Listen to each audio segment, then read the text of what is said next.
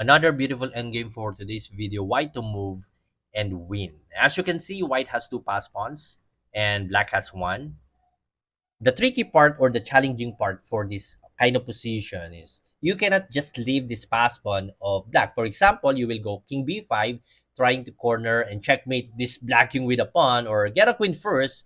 The problem is black will get a queen quicker than white because of this black preventing the progression of the two pass pawns. Let's continue. A6 check, king a8, king c6, d2, b5, d1 queen, b6, queen takes f3, b7, king a7, king c7, and then queen b3. There's no way now for white to get a queen because queen takes queen will be on the board. So let's go back to our original position. So you cannot just move your king immediately without preparing your two pass pawns. So what is the best move of white? b5.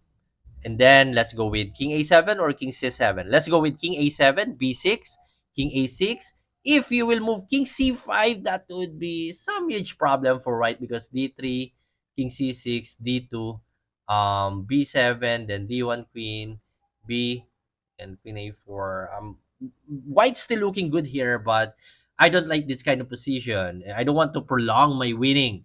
So let's go back. So after king a6, instead of you moving king c5, go king b4. Make sure you're still in the backs or square rule to stop and capture this black's pass pawn.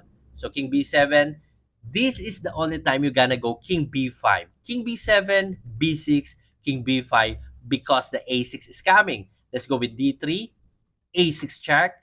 Let's go with king a8, king c6, and d2, king c7, queen, and force check, queen, and then check. So let's go back. So after a6 check, let's go with king c8, king c6, d2, b7. Of course, if king d8, queen, and then let's go here. You can just go king b1, capture. Let's go back.